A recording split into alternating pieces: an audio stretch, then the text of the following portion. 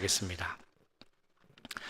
오늘의 요절 말씀 고린도 후서 9장 6절 7절 말씀 우리 한 목소리로 읽도록 하겠습니다. 이것이 곧 적게 심는 자는 적게 거두고 많이 심은 자는 많이 거둔다 하는 말이로다.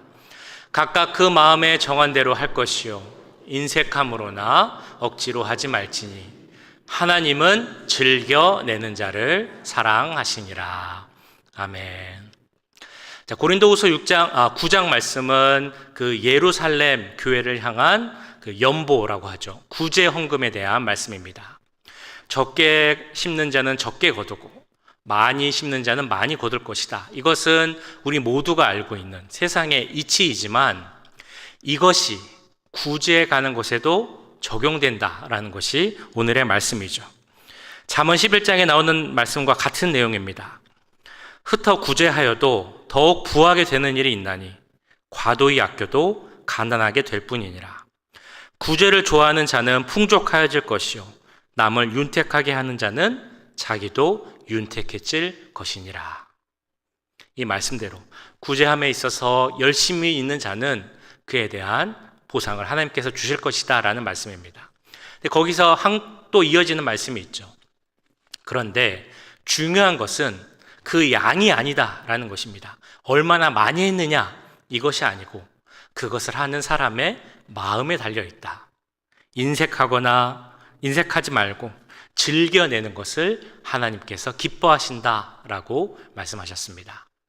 우리의 여건 가운데 하나님께 기쁘게 드릴 때 하나님께서 그 모든 것을 기쁘게 받으시고 또한 후히 주시는 축복이 우리 가운데 임하게 될 줄 믿습니다. 이 내용 기억하시면서 오늘 말씀 한 번 더 읽으시면서 암송하도록 하겠습니다. 이것이 곧 적게 심는 자는 적게 거두고 많이 심는 자는 많이 거둔다 하는 말이로다. 각각 그 마음에 정한 대로 할 것이요 인색함으로나 억지로 하지 말지니 하나님은 즐겨내는 자를 사랑하시니라. 아멘. 하나님께서 오늘 우리에게 주시는 말씀은 고린도전서 3장 16절부터 23절까지의 말씀입니다. 하나님의 말씀을 봉독할 때 살아계신 하나님의 음성을 들으시기 바랍니다.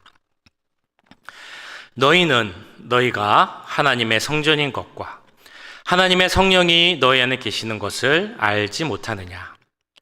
누구든지 하나님의 성전을 더럽히면 하나님이 그 사람을 멸하시리라. 하나님의 성전은 거룩하니 너희도 그러하니라. 아무도 자신을 속이지 말라. 너희 중에 누구든지 이 세상에서 지혜 있는 줄로 생각하거든 어리석은 자가 되라. 그리하여야 지혜로운 자가 되리라. 이 세상 지혜는 하나님께 어리석은 것이니 기록된 바 하나님은 지혜 있는 자들로 하여금 자기 꾀에 빠지게 하시는 이라 하였고 또 주께서 지혜 있는 자들의 생각을 헛것으로 아신다 하셨느니라. 그런즉 누구든지 사람을 자랑하지 말라. 만물이 다 너희 것임이라. 바울이나 아볼로나 게바나 세계나 생명이나 사망이나 지금 것이나 장래 것이나 다 너희 것이요 너희는 그리스도의 것이요 그리스도는 하나님의 것이니라. 아멘. 요즘 한국에서 유행하는 것 중에 하나가 MBTI라는 것이 있습니다. 혹시 들어보셨나요? MBTI? 한국말로 하면 성격 유형 검사라고 이야기할 수 있을 것 같습니다. 이 MBTI라는 것이 생긴 지는 오래됐습니다. 요즘 생긴 것은 아닌데 요즘 한국에서 이 MBTI가 많이 유행이 되고 있는 것 같습니다. 그래서 사람들이 만나면 이렇게 물어보죠. 너는 MBTI가 뭐니? 이렇게 물어봅니다. 그러면 그 MBTI 유형을 아는 사람들은 나는 이런 유형이야 라고 이제 대답을 합니다.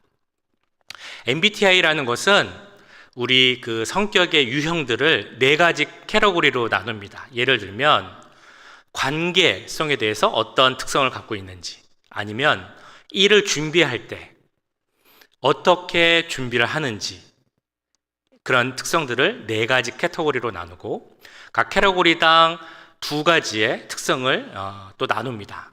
예를 들어서 관계성에 대해서는 이 사람이 외향성을 갖고 있느냐 아니면 내향적이냐 이렇게 나눌 수가 있겠죠. 일을 준비할 때는 그 사람이 계획적으로 준비를 하는지 아니면 즉흥적으로 하는지 이런 특성을 조사를 하는 것입니다. 그래서 그 카테고리당 2가지 특성이 있고 4가지 카테고리가 있으니까 이것을 조합을 해보면 총 16가지의 성격 유형이 나옵니다. 어떤 사람의 특성을 16가지 정도로 나눠볼 수 있다는 거죠. 물론 우리가 MBTI라는 이 성격 유형 검사를 100% 확신할 수는 없습니다. 왜냐하면 우리가 얼마나 정말 다양하고 정말 다른 개성들을 갖고 있습니까? 그런데 그런 사람들을 16가지 유형에 다 나눌 수는 없는 것이죠. 그러니까 그것이 다 맞다라고 할 수는 없겠지만 MBTI가 우리에게 줄 수 있는 도움이 있습니다. 그게 뭐냐면 다른 사람을 이해하는데 도움을 받을 수 있다라는 것이죠. 예를 들면 이런 걸 한번 생각을 해볼 수 있을 것 같습니다. 한 그룹에 사람이 있었습니다. 몇 명인지 사람이 있었고요. 그리고 저쪽에 생수병, 물병이 있었어요. 그 중에 한 사람이 목이 말라서 이제 가서 물을 가져와서 물을 먹고 싶습니다. 근데 이 사람에게 고민이 생기는 거죠. 물을 한 병만 가져와서 나만 마실까? 아니면 병을 많이 가져와서 사람들을 나눠줄까? 이런 고민이 생길 수 있습니다. 사람마다 다르겠지만 보통 이런 경향이 있다는 거예요. 외향적인 특성을 가진 사람들은 대부분 그 물병을 많이 가져와서 사람들을 나눠주고 같이 마신다는 겁니다. 근데 내향적인 사람들은 보통 한 병만 갖고 와서 자기만 마시는 경향이 크다는 거죠. 그 모습만 보면 우리는 이렇게 얘기할 수 있습니다. 아, 저 사람은 사람을 참 배려할 줄 모르네. 아, 좀 이기적인가 보다. 이런 생각을 할 수 있다는 겁니다. 그런데 이런 성격을 조금 더 자세히 우리가 들여다보면 오히려 그 사람이 배려가 없어서가 아니라 그 사람 나름대로 다른 사람을 배려했기 때문이다라고 볼 수도 있다는 거예요. 아, 내가 괜히 물병을 갖고 와서 나눠주면 저 사람은 물 별로 먹고 싶지 않은데 내가 줘서 괜히 억지로 먹고 싶어 하는 거 아닌가. 저 물병 들고 다녀야 돼서 더 불편하고 부담 느끼는 건 아닐까. 이런 생각을 해서 안 나눠줄 수도 있다라는 것입니다. 그러니까 이런 성격 유형을 알면 뭐 그게 꼭 그 사람에게 맞다라기보다 그 사람을 이해하는데 도움을 줄 수 있다. 그런 장점이 있다는 거죠. 근데 제가 이 MBTI라는 것을 보면서 머릿속에 한 가지 재미난 질문이 떠올랐습니다. 그것은 뭐였냐 하면 사람들이 이 MBTI라는 것을 보면서 어떤 생각을 할까? 아, 이걸 보고 내가 저 사람을 더 잘 이해해 줘야지 라는 생각이 더 클까? 아니면 나의 MBTI를 보고 다른 사람들이 나를 더 잘 이해해 주기를 바라는 마음이 더 클까? 어떤 마음이 더 클까요? 내가 다른 사람을 이해하려는 마음, 혹은 다른 사람이 나를 이해해 주기를 바라는 마음. 어떤 마음이 더 클 것 같으신가요?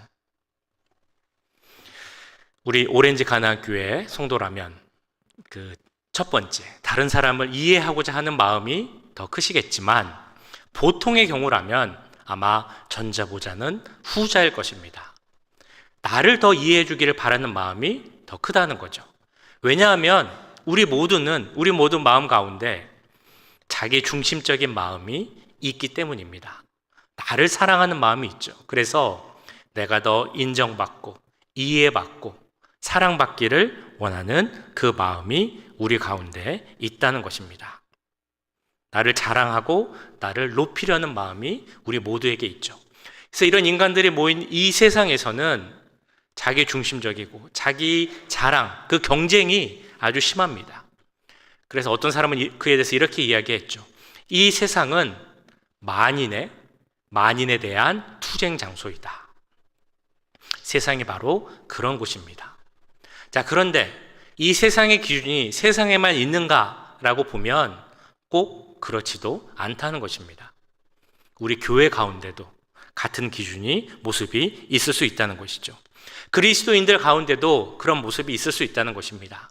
자기 중심적이고 자기를 드러내고 높이고자 하는 마음, 그것이 우리 가운데도 있음을 우리는 알 수 있습니다. 그 모습이 잘 나타난 곳이 바로 우리가 요새 말씀을 보고 있는 고린도 교회라는 곳입니다. 고린도 교회는 네 파로 나눠져 있었죠. 네 파로 나뉘어서 서로 싸우고 있었습니다. 그 네 파는 바울파, 아볼로파, 베드로파, 그리고 그리스도파였습니다. 그런데 이렇게 분파가 되어 있다는 것은 그 안에 이미 나를 나타내고자 하는 중심적인 생각이 있었음을 우리는 알 수 있습니다. 왜냐하면 내가 속한 그룹, 그 분파의 리더, 대표를 높인다는 것부터가 그곳에 속해 있는 나 자신을 높이고자 하는 마음이 같이 있었기 때문이죠. 예를 들면 이런 것입니다. 내가 바울파다라고 이야기를 하는 것은 바울이 그 교회를 세우고 개척하고 고난 가운데서 열심히 섬겼는데 나도 바울처럼 이 교회를 열심히 섬겼다. 이것을 나타내기 위함이라는 것입니다. 내가 아볼로파다라고 이야기하는 사람들은 아마도 내가 아볼로처럼 지식이 많고 학식이 많고 똑똑한 사람이다 라는 것을 이야기하고 싶어 했다는 것이죠. 내가 베드로파다라는 사람은 내가 유대인임을 나타내고자 하는 사람이었고, 내가 그리스도파다라고 말하는 자들은 내가 특별한 영적인 경험이 있습니다. 신령한 체험이 있습니다. 이것을 나타내고 싶은 그런 사람의 모습이었다는 것입니다. 이와 같이 세상 사람들처럼 자기를 드러내고 자기를 자랑하고자 하는 모습이 고린도 교회 가운데 있었다는 것입니다. 그런데 분명한 것은 세상과 교회는 다른 모습, 구별된 모습을 가져야 한다는 것이죠. 그래서 그런 고린도 교회 모습을 보면서 사도 바울은 많은 고민이 있었을 것입니다. 어떻게 저 고린도 교회의 근본 모습, 정체성을 알려줄 수 있을까? 그래서 고린도 교회에 쓴 말씀이 있습니다. 오늘 읽으신 말씀 앞부분에 나오는 3장 10절, 11절 말씀인데요.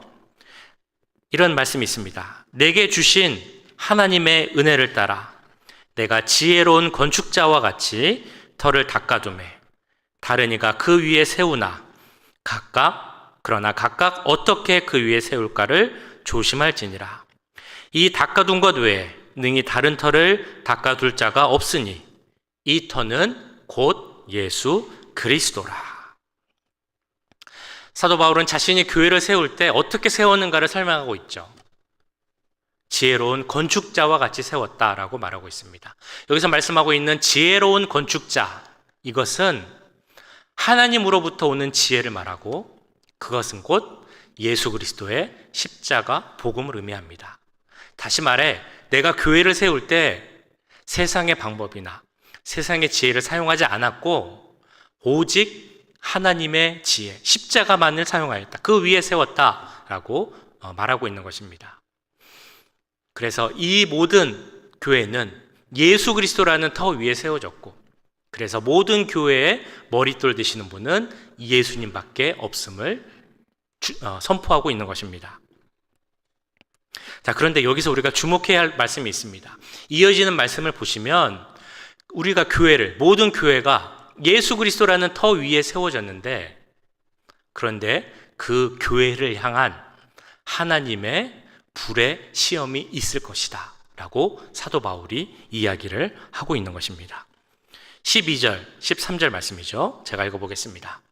만일 누구든지 금이나 은이나 보석이나 나무나 풀이나 집으로 이 터 위에 세우면 각 사람의 공적이 나타날 터인데 그 날이 공적을 밝히리니 이는 불로 나타내고 그 불이 각 사람의 공적이 어떠한 것을 시험할 것임이라.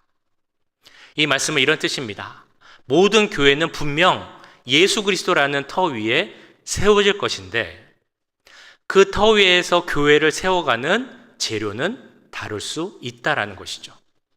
어떤 교회는 금이나 은, 보석 같은 걸로 세워지지만 어떤 교회는 나무나 집이나 풀 같은 걸로 세워질 수 있다는 겁니다.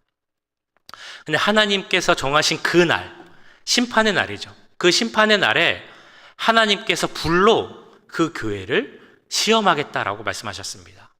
그러면 불에 타도 남겨지는 것들이 있고 없어지는 것들이 있겠죠. 금이나 은이나 보석 같은 것은 불의 심판이 있더라도 그대로 남겨질 것이고, 나무나 풀이나 집같이 불에 타는 것은 불 심판 후에 다 없어질 것이다 라는 그런 말씀입니다. 이 말씀을 바꿔 이야기하면 우리에게 이런 경고를 주고 있는 것입니다. 너희들이 지금 교회를 세워갈 때 어떤 재료로 세워가고 있는가? 불에 타서 없어지지 않을 금이나 은이나 보석으로 세우고 있는지, 아니면 불에 타서 금방 사라져 버릴 나무나 풀이나 집으로 교회를 세우고 있는지 스스로 돌아봐야 한다라는 경고의 말씀이 이 가운데 있는 것이죠. 훌륭한 교회를 세워갈 때 필요한 것이 어떤 재료로 세워가고 있는가, 이것이 사도 바울에게 있어서 중요한 주제였다는 것입니다. 근데 놀라운 것은 이렇게 교회에 대한 경고의 말씀을 주면서 이어지는 말씀에서 바로 너희가 그 교회다라고 이야기하고 있는 것입니다. 3장 16절 말씀이죠. 너희는 너희가 하나님의 성전인 것과 하나님의 성령이 너희 안에 계시는 것을 알지 못하느냐. 그 앞절에 이런 말씀이 있다고 말씀드렸습니다. 하나님의 교회도 하나님의 날에 심판이 있을 것이고 불시험을 받을 것인데, 그런데 너희도 그와 같은 성전이다 라고 말씀하고 있는 것이죠. 그 말은 곧 우리에게도 그 하나님의 정하신 날에 그 불의 시험이 있을 것이다 라는 말씀입니다. 바꿔 말하면 우리도 우리의 믿음이, 우리의 몸이, 또 우리의 삶이 무엇으로 만들어져 가고 있는가를 돌아보라 라는 그 말씀을 주고 계시다는 것입니다. 그래서 이 말씀의 연장선에서 17절에서는 이렇게 말씀하고 있습니다. 하나님의 성전을 더럽히면 너희가 멸하게 될 것이다. 누구든지 하나님의 성전을 더럽히면 하나님이 그 사람을 멸하시리라. 이 말씀은 너무나 당연한 말씀이죠. 이스라엘 백성들에게 그 구약 시대에 있어서 성전이 얼마나 중요한 것이었습니까? 성전은 이스라엘에게 있어서 중심이었고 그 삶에 있어서 중심이었습니다. 성전을 더럽힌다거나 성전을 훼손하는 것은 그들에게 감히 상상할 수 없는 일이었죠. 만약에 누군가가 성전을 더럽힌다면 그 사람은 가장 큰 벌을 받아야 했습니다. 율법에 그렇게 정해져 있죠. 그는 죽음을 당해야 했을 것이고, 만약에 죽음을 안 당한다 할지라도 그 신앙의 공동체 이스라엘에서 추방당하는 일을 당해야 했다는 것입니다. 그런데 우리는 구약 시대에 존재했던 그 성전보다 더 귀한 성전이 우리 가운데 있다는 것입니다. 예수 그리스도, 그 보혈의 피로 세워진 그 성전이 우리 안에 있다는 것, 성령이 우리 가운데 있다는 것이죠. 그래서 사도 바울은 결론적으로 우리에게 이렇게 이야기를 합니다. 너희는 모두 살아있는 하나님의 성전이다. 성령님께서 지금 너희 가운데 거하고 계시다. 그렇기에 그 성전된 너희 몸을 어떤 이유로든 더럽혀서는 안 된다. 그에 맞는 삶을 살아야 하고, 그를 위하여서 너희 안에 있는 성령님을 의식하면서 살아야 한다. 성령님이 너희 가운데 있음을 너희 삶을 통하여서 나타내고 증거하며 살아야 한다. 이것이 바로 사도 바울이 우리에게 주시는 하나님의 말씀인 것입니다. 그렇다면 우리는 이런 생각을 하게 되죠. 우리는 어떻게 해야 우리가 하나님의 성전인 것을, 성령님이 우리와 함께 계시는 것을 나타낼 수 있을까? 어떻게 사는 것이 하나님의 성전으로서의 삶일까? 이에 대해서 17절 말씀에서는 이렇게 이야기합니다. 뒷부분입니다. 하나님의 성전은 거룩하니 너희도 그러하니라. 이 말씀을 지각하면 바로 이것입니다. 하나님의 성전은 거룩하다. 그것이 바로 너희이다. 이렇게 강력하게 선포하고 있는 것이죠. 이 말씀을 고린도 교회 성도들에게 너무 주고 싶은 것입니다. 교회에 모여 있지만 자기 자랑하고 서로 시기하고 싸우고 있는 그 교인들에게 너희는 하나님의 성전이다. 그러니 그것을 기억하고 거룩하라 라는 것이 사도 바울의 그 마음 가운데 고린도 교회 교인들을 향한 그 마음이라는 것이죠. 그리고 그 말씀은 지금 우리에게도 주시는 하나님의 말씀입니다. 레위기 19장 2절에서 분명히 말씀하셨죠. 너희는 거룩하라.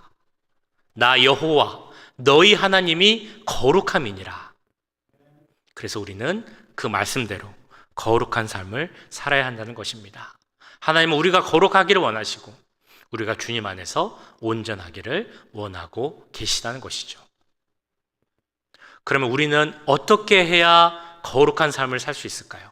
하나님이 원하시는 거룩한 삶, 하나님의 성전으로서 성령이 거하시는 전으로서 우리는 어떤 모습을 가질 때 거룩한 삶을 살 수 있을까?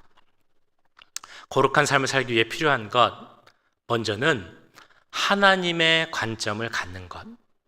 이것이 거룩한 삶을 살기 위하여 필요한 내용입니다. 하나님의 관점을 갖는다는 것, 그것은 곧 하나님의 생각을 알고 하나님의 마음을 이해하는 지혜를 갖는 것이다 라고 이야기할 수 있겠죠. 이 세상의 지식, 이 세상의 지혜가 아무리 뛰어난 것처럼 보여도 그것이 하나님 앞에서는 아무것도 아니고 어리석은 것이고 사라질 것이라는 것을 깨닫는 것이 곧 하나님의 관점을 아는 것이다 라고 우리는 이해할 수 있습니다. 이것에 대해서 19절, 20절에서는 이렇게 말씀합니다. 이 세상 지혜는 하나님께 어리석은 것이니 기록된 바 하나님은 지혜 있는 자들로 하여금 자기 꾀에 빠지게 하시느니라 하였고 또 주께서 지혜 있는 자들의 생각을 헛것으로 아신다 하셨느니라. 유한하고 어리석은 이 세상에서 이 세상 높이의 관점을 갖는 것이 아니라 그것을 뛰어넘는 무한하신 우리 하나님의 그 눈높이를 갖는 것이 필요하다라고 말씀하고 있는 것입니다. 토미 펜이라는 사람이 쓴 그 하나님의 관점이라는 책이 있습니다. 그 책의 서문에 보시면 이런 이야기가 나옵니다. 이 토미 펜이가 자기의 3살 된 딸과 함께 엘리베이터를 한번 탈 일이 있었다는 것이죠. 처음에 탔을 때는 아무 사람이 없었습니다. 그래서 이 딸이 그 엘리베이터에 있는 장식도 볼 수 있고 그 엘리베이터 창을 통해 보이는 광경도 다 볼 수 있었다는 것입니다. 그런데 엘리베이터가 올라가다 보니까 사람들이 계속 타게 돼서 엘리베이터가 꽉 찼습니다. 그러면 그 3살 된 딸의 아이의 눈에 보이는 것이 무엇이었을까요? 사람들의 다리, 엉덩이, 허리만 보였다는 것이죠. 그래서 그 아이가 아빠한테 이렇게 이야기를 했대요. 아빠, 저를 안아주세요. 보이질 않아요. 저도 아빠처럼 보고 싶어요. 이렇게 얘기를 했답니다. 그래서 이렇게 안아서 아빠의 눈높이에서 아빠가 볼 수 있는 것을 함께 보았다는 것이죠. 그래서 토미 페니는 이렇게 이야기를 합니다. 아빠 안아주세요. 아빠의 눈처럼 아빠 눈높이에서 저도 보고 싶어요. 이렇게 하나님께 이야기하는 것이 우리의 신앙이 되어야 하고 기도가 되어야 하고 예배가 되어야 한다라고 이야기를 하고 있는 것입니다. 하나님의 눈높이에서 세상을 바라보는 것, 하나님의 관점으로 세상을 이해하는 것, 이것이 바로 우리가 거룩해지기 위해서 필요한 중요한 요소라는 것입니다. 성경에 보시면 하나님의 눈높이를 가진 사람들의 가장 좋은 예가 나옵니다. 그건 바로 가나안 땅을 정탐하러 갔던 그 정탐꾼들에 대한 말씀이죠. 우리가 너무 잘 아는 말씀입니다. 이스라엘 백성들이 애굽에서 나와서 가나안 땅에 들어가기 전에 12명의 정탐꾼을 보냅니다. 그런데 그 가나안 땅을 보고 온 정탐꾼들이 두 파로 나뉘죠. 근데 중요한 것은 그들이 보고 온 것이 똑같은 것이었다는 것입니다. 그들이 보고 온 것이 약하고 힘없고 만만한 가나안 사람들을 보고 온 것이 아니고 다 키 크고 몸집도 크고 장대한 거인과 같은 그런 사람들을 보고 왔습니다. 그런데 그 똑같은 사람을 보고도 견해가 달랐다는 것이죠. 내 힘으로 하려고 했던 사람들, 그래서 내가 역부족이다 느꼈던 사람들은 그 거인들을 보고 나를 보니 나는 메뚜기와 같습니다 라는 고백을 할 수밖에 없었습니다. 그러나 하나님의 시선으로, 하나님의 눈높이에서 보고 하나님의 뜻을 알았던 사람들은 비록 저 사람들이 거인과 같지만 하나님께서 우리와 함께 하시기에 저들은 우리의 밥입니다, 이런 고백을 할 수 있었던 것입니다. 그들이 보고 온 것은 분명 같았습니다. 그런데 어떻게 보느냐에 따라, 그 관점의 차이에 따라 그 결과의 차이가 크게 났다는 것이죠. 우리가 거룩한 삶을 살기 위해서, 하나님의 성전으로서 살기 위해서 꼭 필요한 것이 바로 이 하나님의 눈높이를 갖는 것입니다. 그 시선을 가질 수 있는 우리 모두가 되길 간절히 소원합니다. 하나님의 눈높이를 갖게 되면 우리가 가질 수 있는 변화가 있습니다. 우리의 삶의 태도가 바뀌게 된다는 것이죠.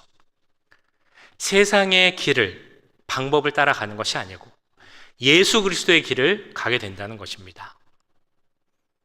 악을 대할 때 똑같이 악으로 대하는 것이 아니라 선을 도모하게 되고 선으로 악을 이기게 되는 그 길을 가는 것이 바로 하나님의 관점을 가진 자들의 특징입니다. 마태복음 5장 39절을 보시면 우리가 잘 아는 말씀이 있습니다. 나는 너희에게 이르노니 악한 자를 대적지 말라. 누구든지 내 오른편 뺨을 치거든 왼편도 돌려대라. 너무 유명한 말씀이죠. 누가 내 오른편 뺨을 때리면 왼편 뺨도 돌려댈 수 있어야 한다. 그런 마음을 가져야 한다라는 내용입니다. 누가 나를 힘들게 할 때, 극동시킬 때 나도 분노하고 나도 복수하고 이런 마음이 아니라 그것을 참고 인내할 수 있어야 한다. 그런 의미라고 볼 수 있고, 우리가 그렇게만 할 수 있다 할지라도 참 대단하다라고 이야기할 수 있을 것입니다. 근데 이 내용의 그 문화적 배경을 살펴보면 조금 더 깊은 의미가 있습니다. 이거는 누구랑 만나서 뭐가 안 맞고 또 분쟁이 나서 누가 내 뺨을 때렸다, 그런 의미라기보다 그 시대 서로 만났을 때 인사하는 그 상황이라는 거죠. 그래서 내 얼굴을 누군가에게 가까이 간다, 들이민다라는 것은 평화와 화해를 제안하는 그런 행동이라는 것입니다. 마치 우리가 그 유럽식 인사, 비주라고 하죠. 서로 볼을 대면서 그 뽀뽀 소리를 내는 그런 유럽식 인사를 하는 것처럼 서로 얼굴을 대면서 우리는 같은 편이다, 우리는 화목하다, 이것을 나타내는 그 상황이라는 것입니다. 그런데 내가 우리 같은 편이야, 잘 지내자라고 얼굴을 내밀었는데 그 사람이 나의 오른쪽 뺨을 때린 겁니다. 그 상황이 어떻겠습니까? 일반적으로 싸우고 그런 상황에서 뺨을 맞는 것도 너무 기분 나쁘고 모욕적인데, 내가 평화에 몸짓을 했는데, 제안을 했는데도 나의 오른편 뺨을 때리는 사람을 보면 분노할 수밖에 없겠죠. 그런데도 하나님께서는 그 상황에서도 다른 편, 왼편 뺨을 내밀어서 계속적으로 평화를 구하라 라고 말씀하고 있는 것입니다. 이것이 어떻게 가능한 일입니까? 세상 기준으로 보면 내가 오른편 뺨을 맞았으면 나도 오른편 뺨을 때려야죠. 그리고 사실 세상이 말하는 지혜는 내가 한 대 맞았으면 나는 2대 때려야 그게 더 이기는 것이고 좋은 것이다 라고 말하는 것이 세상의 지혜입니다. 그러나 하나님께서 함께 하시는, 성령이 거하시는 자들의 모습은 그렇지 않다라는 것입니다. 그것이 세상의 지혜와는 다를 수 있지만 그것을 따르는 것이, 예수님의 길을 가는 것이 하나님께서 거하시는 성령의 전으로서의 우리의 삶의 모습이라는 것이죠. 뿐만 아니라 성령이 거하시는 거룩한 삶을 사는 자, 그래서 하나님의 관점을 가진 자의 특징은 죄에 대해서 민감해질 수 있다는 것입니다. 죄에 대해서 멀리하기를 결단한다라는 것이죠. 죄와 싸우게 된다는 것입니다. 이에 대한 말씀이 18절에 나와 있습니다. 18절 말씀, 아무도 자신을 속이지 말라. 너희 중에 누구든지 이 세상에서 지혜 있는 줄로 생각하거든 어리석은 자가 되라. 그리하여야 지혜로운 자가 되리라. 말씀 앞부분에서 너희를 속이지 말라라고 사도 바울은 이야기합니다. 여기서 너희를 속이지 말라라는 것은 너희가 지혜로운 자가 아닌데 마치 너희가 지혜로운 자인 것처럼, 모든 것을 알고 모든 것을 판단할 수 있는 것처럼 그렇게 착각하면서 내가 지혜로운 자다라고 속이지 말라라는 의미입니다. 이 내용은 죄에 대해서 적용할 수 있는 것이죠. 내가 죄를 짓고 있으면서도 나는 죄를 짓지 않는다. 혹은 세상의 길을 따르고 있으면서도 이건 어쩔 수 없는 것이다. 내가 살기 위해선 이 길을 가야 한다. 그러면서 스스로 합리화하고 정당화하지 말라. 그래서 스스로를 속이지 말라라고 이야기하고 있는 것입니다. 우리가 성령이 거하는 전이라면, 우리가 살아 움직이는 하나님의 성전이라면 특별히 죄에 대해서 더 민감한 기준을 가지고 있어야 한다는 것이죠. 제가 예전에 청년부를 담당할 때 한 청년이 찾아와서 이런 고민을 이야기한 적이 있었습니다. 그 청년이 회사를 다니고 있었는데 그 회사 사장님이 장로님이셨어요. 그런데 그분이 그 텍스 보고를 할 때는 텍스 보고를 이제 위해서 그 회사를 몇 개로, 실제로는 그렇지 않은데 몇 개로 나눠서 그래서 텍스 보고를 한다는 겁니다. 왜 그런가 했더니 그렇게 해야 텍스를 아낄 수 있고 이득을 많이 남길 수 있다라고 이야기를 했다는 것이죠. 세상 사람들을 다 그렇게 한다. 이렇게 하지 않으면 이득을 남길 수가 없다. 먹고 살 수 없다라고 하면서 그렇게 한다는 것입니다. 그래서 그거를 본 청년이 저에게 와서 이렇게 물어보는 겁니다. 목사님, 저런 것을 볼 때는 제가 어떻게 해야 합니까? 라고 저에게 질문을 던졌습니다. 그런 청년들이 와서 물어본다면 우리가 뭐라고 대답을 해줘야 할까요? 그래, 세상 사람들은 다 그래. 어쩔 수 없어. 먹고 살려면 그래야지. 이렇게 해주는 것이 우리가 해야 하는 답일까? 아니면 그래도 우리는 하나님의 성전이고 성령이 거하시는 자들이기에 하나님의 기준으로 해야 되지 않겠니? 라고 이야기를 해줘야 할까요? 우리가 해줘야 하는 말은 성령이 거하는 자로서, 하나님의 성전으로서, 거룩한 자로서 예수님의 길을 가자라고 이야기해야 하는 것입니다. 그것이 좁고 힘들고 어려운 길이라 할지라도 그 길이 예수님의 길이라면 우리는 그 길을 따라가야 한다는 것이죠. 성령이 거하시는 자라면 무엇보다 죄에서 민감해야 합니다. 하나님이 하지 말라, 범하지 말라 라는 것을 범하지 않는 죄도 것에 대해서 우리가 민감해야 하지만 뿐만 아니라 하나님께서 이것을 행하라 라고 했을 때 그것을 행하지 않는 죄에 대해서도 민감해야 하는 것입니다. 왜냐하면 우리 모두는 하나님의 소유된 자들이기 때문이죠. 우리 모두는 하나님께 속한 자들이기 때문입니다. 오늘 마지막 말씀인 23절에서도 말씀합니다. 우리는 모두 주님의 소유이고 하나님께 속한 자이다.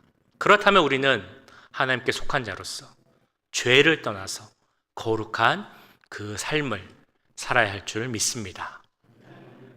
사도 바울은 오늘 고린도 교인들에게 분쟁하고 싸우고 있는 그들에게 이렇게 이야기를 합니다. 세상에서 하는 것처럼 자기 자랑하고 자기 중심적인 그런 모습, 경쟁하는 모습을 하지 말고 너희의 본질을 회복하라 라고 이야기하고 있죠. 너희는 살아있는 성전이고 성령이 거하시는 곳이다 라고 말씀을 하고 있는 것입니다. 그래서 그 성전된 몸을 더럽히지 말고 하나님 앞에서 거룩함을 회복하라 라고 말씀하고 있죠. 거룩함을 회복하기 위해서 우리가 무엇을 가져야 한다라고 말씀드렸습니까? 하나님의 눈높이를 갖는 것입니다. 하나님의 뜻대로 내가 살 수 있도록 같은 모습, 같은 시선을 갖는 것입니다. 그리고 중요한 것은 죄에서 멀어지는 것이죠. 이제 내가 하나님의 자녀로서 하나님의 성전을 갖고 있는 자로서 죄 가운데 있는 것이 아니라 죄에서부터 멀어지는 것이 중요하다는 것입니다. 오늘 말씀처럼 내 시선을 하나님의 시선에 맞추는 우리 모두가 되길 간절히 소원합니다. 하나님 뜻을 이뤄가는 우리 모두가 되길.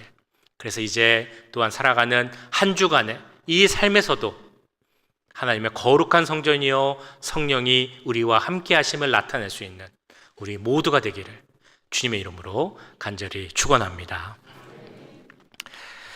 기도하겠습니다.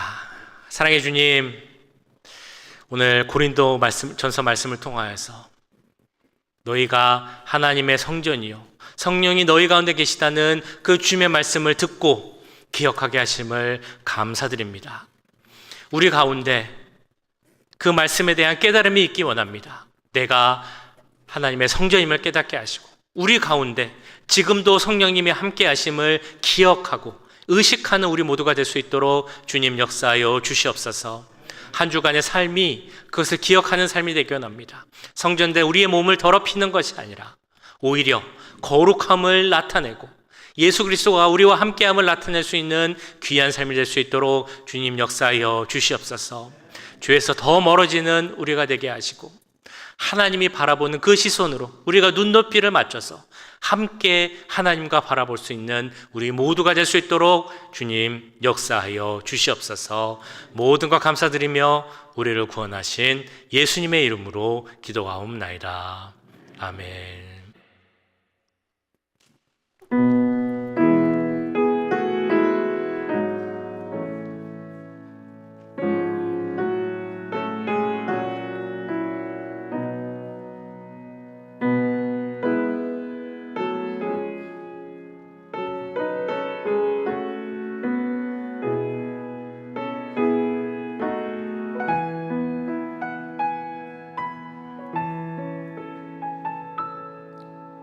작은 갈대 상자 물이 새지 않도록 역청과 나무 진을 칠하네.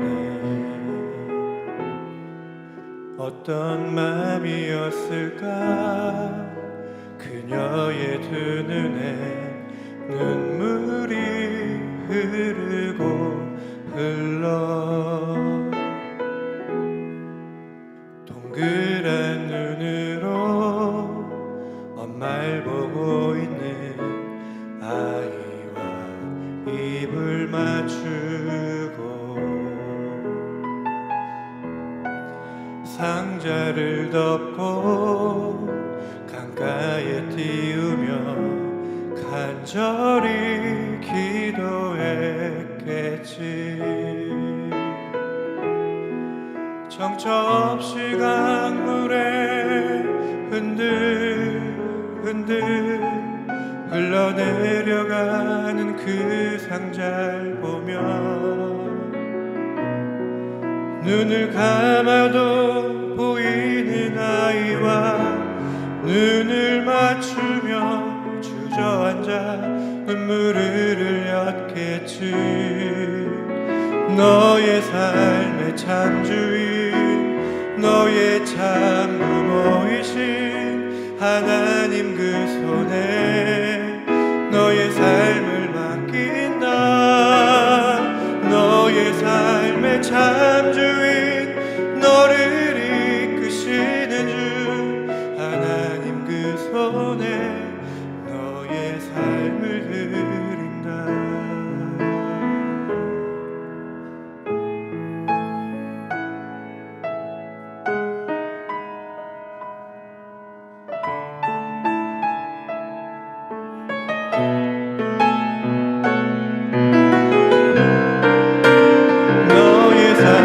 참주인 너의 참 부모이신 하나님 그 손에 너의 삶을 맡긴다.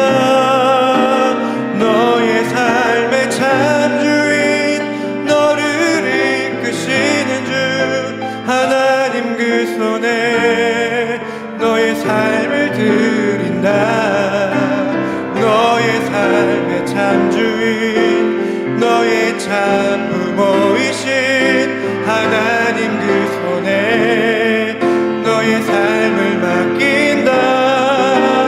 너의 삶의 참 주인 너를 이끄시는 주 하나님 그 손에 너의 너의 삶의 참 주인 너를 이끄시는 주 하나님 그 손에 너의 삶을 드린다.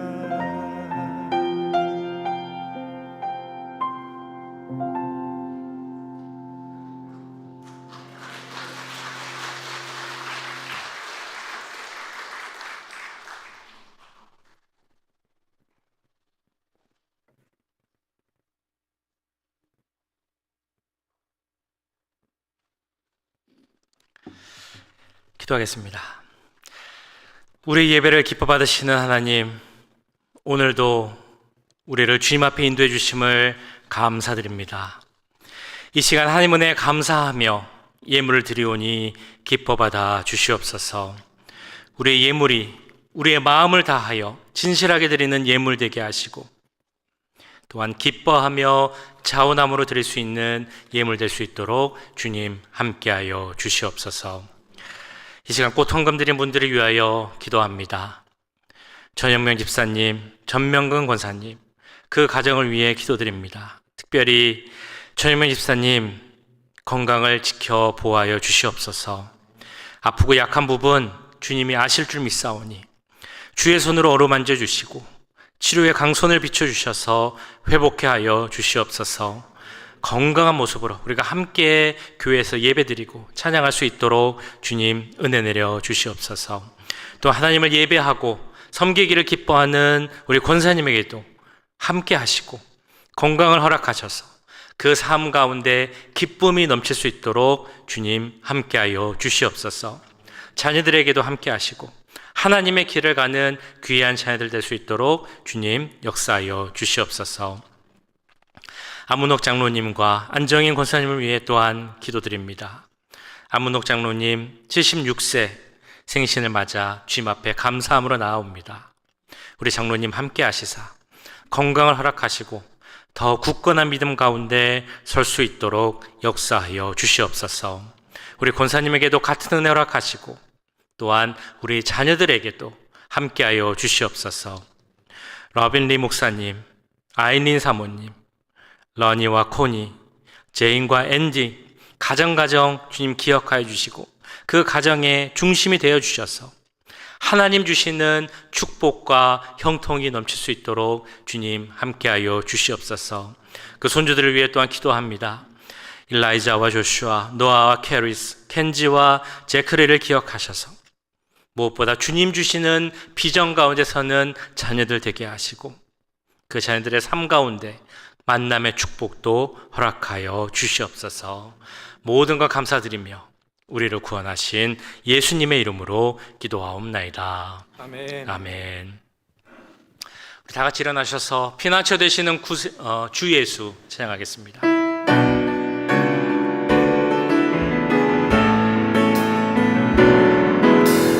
피난처 되시는 주 예수 영원한 승리의 왕 주님의 얼굴을 구할 때 주의 빛 비추시